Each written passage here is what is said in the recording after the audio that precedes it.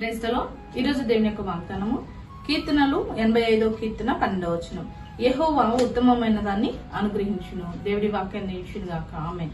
అవునండి, దేవుడు తన బిడ్డలకి ఏది ఇచ్చినా శ్రేష్టమైనది, ఉత్తమమైనది ఇస్తానని దేవుడు ఈరోజు మనతో మాట్లాడుతున్నాడు. మనము మన బిడ్డలకి శ్రేష్టమైనదే ఇవ్వాలి అని అనుకుంటాము.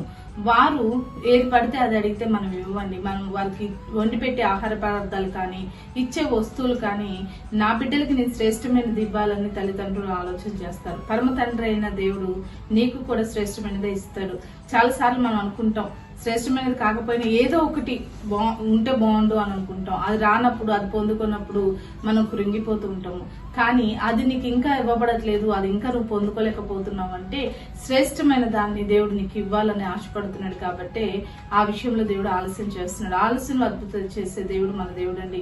నువ్వేదైతే అడుగుతున్నావో అది పొందుకోలేకపోతున్నావో నేను కృంగిపోక శ్రేష్టమైనది ఇవ్వడానికి దేవుడు సిద్ధపరుస్తున్నాడని గ్రహించి దేవుడి దగ్గర నుండి శ్రేష్టమైన ఆశీర్వాదం పొందుకో.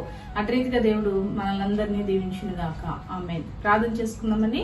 సకల ఆశీర్వాదాలు కారణభూతుడమైన మా ప్రియపరులకు తండ్రి యొక్క ప్రార్థనలు ఎప్పుడు ప్రతి విధంగా జ్ఞాపకం చేసుకుని ప్రేమ వారు ఏదైతే అడుగుతున్నారో అది పొందుకోలేకపోయినాను కృంగిపోయిన బిడ్డలందరితో నువ్వు మాట్లాడిన దేవుడు శ్రేష్టమైనది వారి జీవితంలో నువ్వు విత్తి శ్రేష్టమైనది నీవు నీ బిడ్డలకు ఇచ్చి వారిని బలపరిచి దీవించి సంతోషపరచమని యేసు నామములో ప్రార్థిస్తున్నాను తండ్రి. ఆమేన్.